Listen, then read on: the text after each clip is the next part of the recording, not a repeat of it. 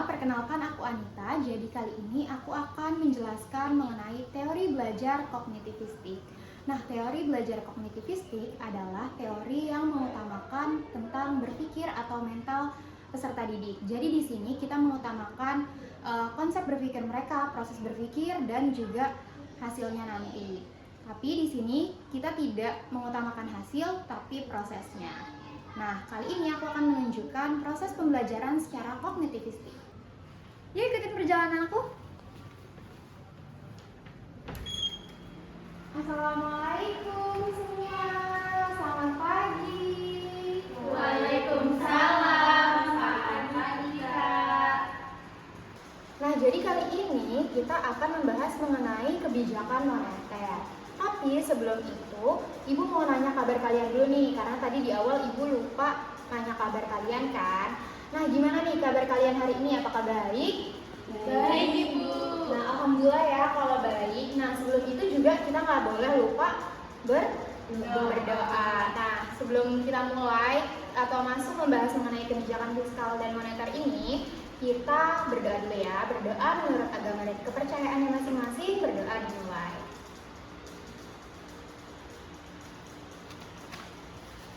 Oke, berdoa dicukupkan. Sebelum kita memulai pelajarannya, kita ice breaking dulu kali ya, biar lebih semangat gitu.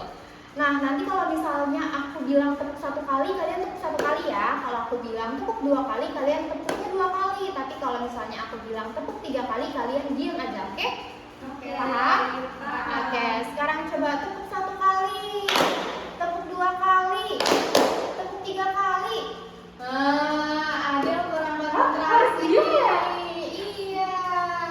Kita ulang lagi ya. Tepuk 2 kali, tepuk 1 kali, tepuk 3 kali. Nah, berarti udah konsentrasi semua nih. Karena udah konsen semua, sekarang kita mulai masuk ke materinya ya. Nah, jadi di sini ada kebijakan moneter. Nah, kira-kira dari kalian ada yang tahu nggak sih apa kebijakan moneter itu? Kayak apa nih yang muncul di kepala kalian kalau misalnya dengar kata kebijakan moneter? Bank Indonesia Ibu. Nah, benar. Ada lagi yang tahu? Bank Sentral Ibu. Nah, benar banget. Nopi mau nambahin? Induknya daripada bank. Berarti secara langsung kalian itu udah tahu ya sedikit-sedikit apa sih kebijakan moneter itu. Nah, supaya kalian lebih memahami lagi, di sini akan dibahas mengenai pengertian dari kebijakan moneter dulu. Nah, jadi kebijakan moneter ini adalah kebijakan yang diambil oleh Bank Sentral tadi atau Bank Indonesia. Jadi di Indonesia ini Bank Sentralnya itu adalah Bank Indonesia, dan Bank Indonesia itu adalah induknya para bank gitu. Nah, Bank Sentral di suatu negara untuk mengendalikan jumlah uang yang beredar dan meningkatkan suku bunga guna menjaga stabilitas ekonomi, seperti mengendalikan inflasi dan mendorong pertumbuhan ekonomi. Nah, setelah itu kita juga harus tahu nih apa sih sebenarnya tujuan dari Bank Sentral dan kebijakan moneter. Nah, tujuan Bank Sentral ini yang tadi untuk mengendalikan jumlah uang yang beredar di masyarakat gitu. Nah, setelah kita tahu nih apa tujuan dan juga pengertian dari kebijakan moneter, kita juga harus tahu nih apa sih instrumen dari kebijakan moneter itu sendiri. Tadi kan sudah disebut ya bahwa instrumen kebijakan moneter itu ada 3. Nah, jadi ketika jumlah uang beredar yang ada di masyarakat itu banyak, nah apa sih kebijakan pemerintah yang harus dilakukan? Jadi kebijakan pemerintah yang harus dilakukan itu adalah menjual surat berharga, terus juga bisa meningkatkan suku bunga, dan juga meningkatkan kebijakan cadangan wajibnya di setiap bank yang ada.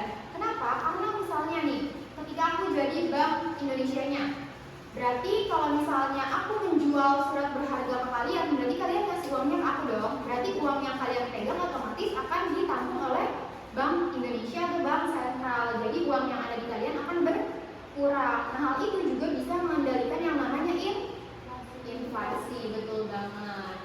Nah, kira-kira dari pengertian dan pemaparan yang udah disampaikan, kalian ngerti atau enggak nih? paham nih Bu. Oke, supaya kalian lebih paham, di sini aku mau ngasih kalian penguatan dan supaya kalian bisa berpikir lebih luas lagi mengenai kebijakan moneter ini. Nah, di sini aku punya 3 kertas. Di sini tuh ada 2 studi kasus dan juga 1 soal yang harus kalian lengkapi. Nah, aku mulai dari Sherly kali ya. Sherly mau pilih nomor berapa nih? Nomor 1 dong Ibu. Oh, ini berarti nomor 1 nih. Oh, Iya. Nomor kamu mau berapa, Adel? 2 Ibu. Boleh. Kamu berarti nomor 3 ya, Novi? Oke. Nah, tadi kan udah ada nih kertasnya, mungkin boleh dibuka dulu. Nah, kalian baca soalnya dulu, kalian pahami, nanti Ibu kasih waktu 15 menit. Setelah itu nanti kalian akan memaparkan hasil jawaban kalian ke depan ya. Boleh dikerjakan dulu selama 15 menit ya.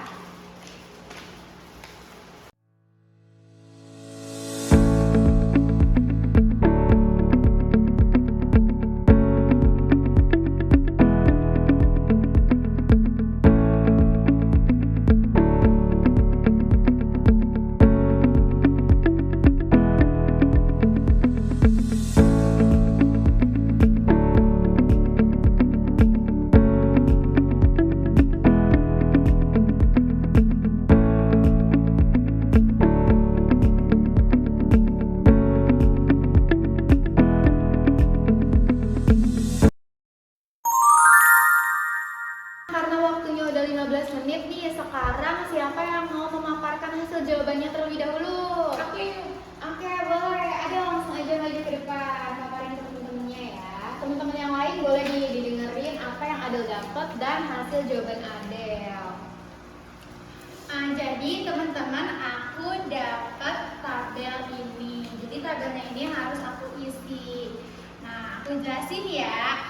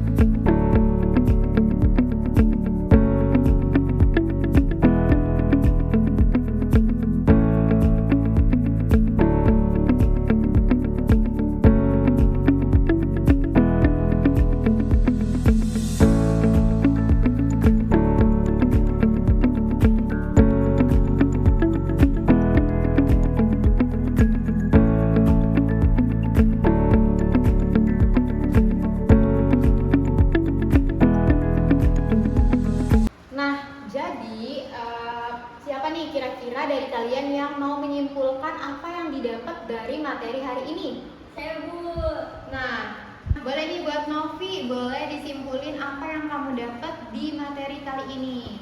Jadi kesimpulan materi pada hari ini ada 3 instrumen kebijakan moneter. Yang pertama itu ada operasi pasar terbuka atau open market operation, dan yang kedua itu ada kebijakan diskonto atau discount rate policy. Terus yang ketiga ada kebijakan cadangan wajib atau zero wajib minimum. Oke. Nah, berarti dari pembelajaran hari ini kita tahu ya apa aja kebijakan instrumen dari kebijakan moneter itu sendiri. Nah, karena waktunya udah habis, mungkin kita tutup pertemuan kali ini dengan membaca doa ya. Berdoa menurut agama dan kepercayaan masing-masing, berdoa dimulai.